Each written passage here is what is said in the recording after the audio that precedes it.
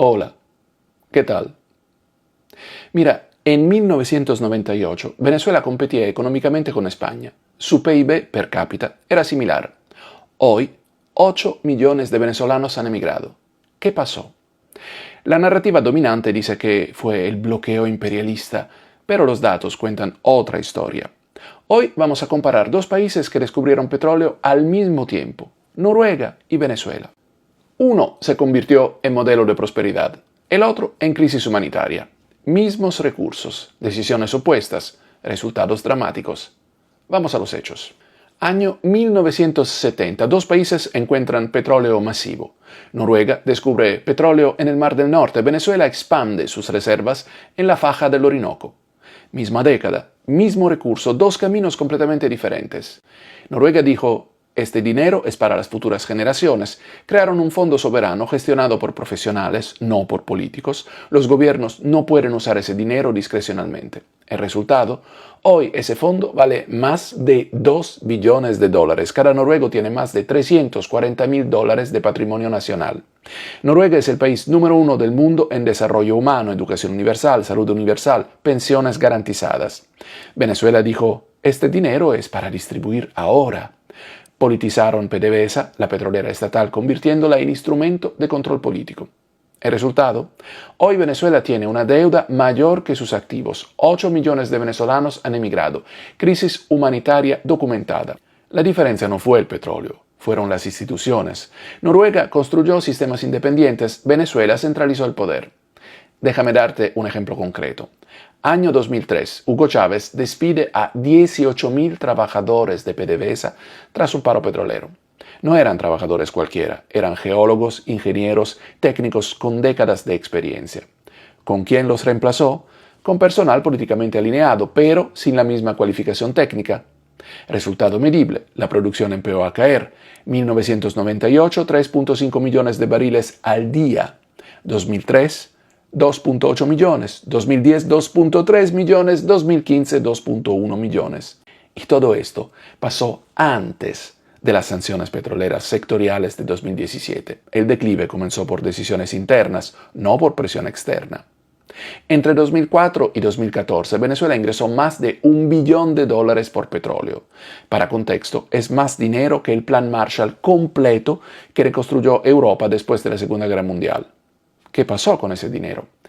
Según investigaciones de Freedom House, Transparencia Internacional y la propia Asamblea Nacional Venezolana, más de 300.000 millones de dólares fueron desviados a través de múltiples mecanismos de corrupción. Fraude cambiario sistemático, contratos inflados hasta 300%, empresas fantasma, programas sociales con sobrecostos masivos.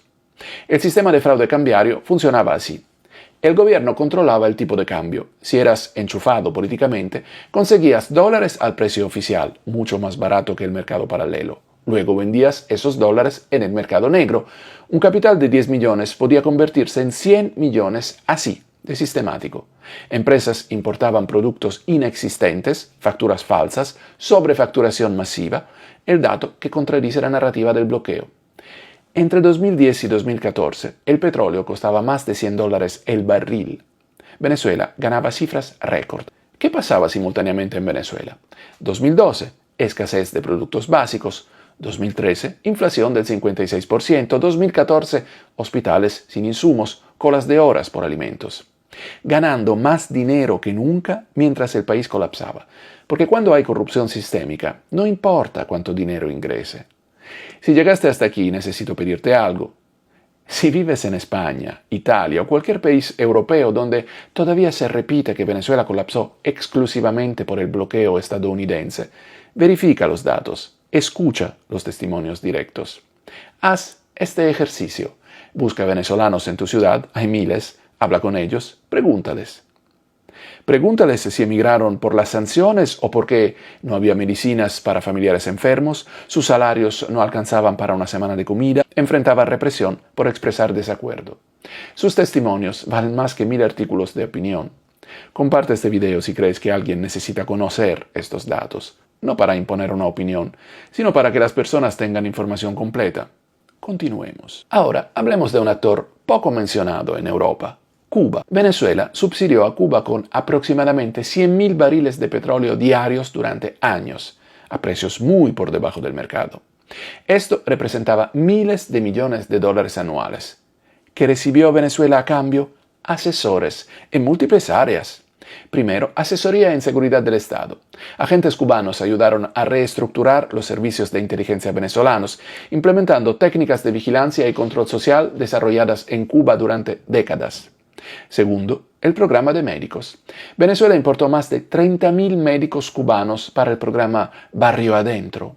El mecanismo. Venezuela pagaba al gobierno cubano aproximadamente $5.000 mensuales por médico. Cuba pagaba al médico entre $400 y $600. La diferencia se quedaba con el Estado cubano. Con 30.000 médicos eran más de $1.500 millones anuales. Tercero, transferencia de modelo político. Cuba compartió con Venezuela su experiencia en controles de precio que generan escasez, sistemas de racionamiento, control de medios de comunicación, restricción del espacio democrático. Venezuela en 1998 tenía democracia imperfecta pero funcional, prensa diversa, alternancia de poder.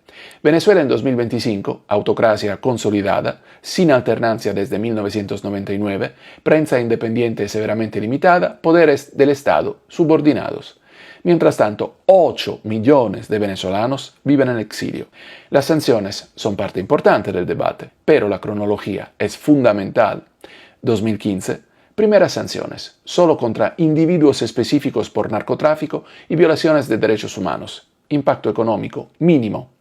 2017, sanciones financieras, restricción a emisión de nueva deuda, pero Venezuela ya estaba en default, ya tenía inflación del 720%, ya había éxodo masivo iniciado. 2019, sanciones al sector petrolero, pero la producción ya había caído más del 60%, los hospitales ya estaban colapsados, el sistema eléctrico ya fallaba sistemáticamente. El problema cronológico. La crisis económica empezó en 2013-2014, las sanciones petroleras sectoriales llegaron en 2019. No puedes atribuir a sanciones de 2019 una crisis que comenzó en 2013. Además, países que nunca sancionaron a Venezuela: China, principal socio comercial; Rusia, principal proveedor militar; Irán, Turquía, India. Venezuela continuó vendiendo petróleo, continuó importando, continuó recibiendo préstamos. Entonces, una pregunta directa. Si China te presta miles de millones, Rusia te vende armamento, Turquía compra tu oro, ¿por qué continúa el colapso? Porque cuando el modelo económico tiene fallas estructurales profundas, la ayuda externa no soluciona el problema de fondo. Las sanciones no crearon la crisis. La crisis precedió a las sanciones sectoriales. Para mis amigos en España e Italia, con respeto, pero con claridad, España ha recibido más de 500.000 venezolanos desde 2015. Italia también ha recibido decenas de miles. Pregunta directa. ¿Emigran por el bloqueo estadounidense o por el colapso interno? Si fuera exclusivamente presión externa, muchos se quedarían a resistir, pero prefieren trabajos difíciles en Madrid que quedarse en Caracas. Es el problema de la selectividad. En partes de Europa existe un sesgo. Si un gobierno se declara socialista y antiimperialista, recibe beneficio de duda automático. No importa si encarcela opositores políticos, controla todos los poderes del Estado, su población emigra masivamente, si usa las palabras correctas contra el imperio, recibe paces. Y aquí está lo contradictorio. Los que critican constantemente el imperialismo estadounidense a menudo no tienen problema cuando Rusia, China o Irán intervienen para sostener regímenes autoritarios. Ha pasado en Ucrania. No es coherencia antiimperialista, es selectividad ideológica. Se critica a Estados Unidos por todo, pero se aplaude cuando otros actores sostienen dictaduras. Así que un mensaje claro.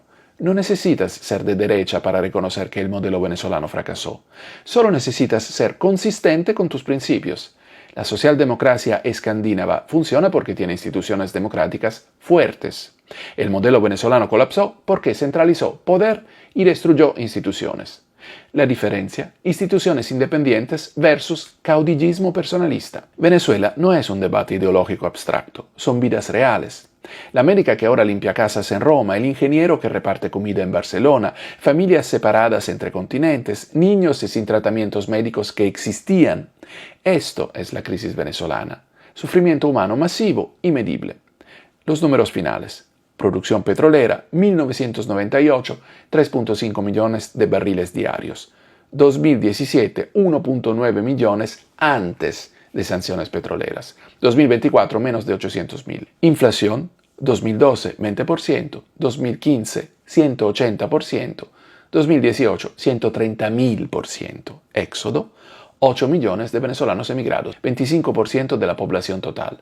La mayor diáspora reciente en América Latina. Entonces, si después de estos datos sigues creyendo que Venezuela es víctima exclusiva de Estados Unidos, es tu derecho. Pero una petición, no hables por los venezolanos. No les expliques que su hambre fue por sanciones cuando la sufrieron antes de las sanciones sectoriales. No interpretes su realidad cuando ellos la vivieron directamente. Escúchalos. No los uses para validar narrativas políticas. Y si eres venezolano viendo esto, tu testimonio importa más que cualquier narrativa política. Cuéntalo, compártelo. No permitas que te reescriban tu historia. Venezuela tenía potencial para desarrollarse como Noruega lo hizo. Tomó decisiones diferentes. El petróleo no es una maldición.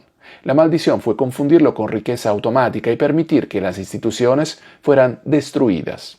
Comparte si crees que alguien necesita conocer estos datos. Comenta si eres venezolano y quieres añadir tu testimonio. Y busquemos información completa, no solo narrativas parciales. Nos vemos.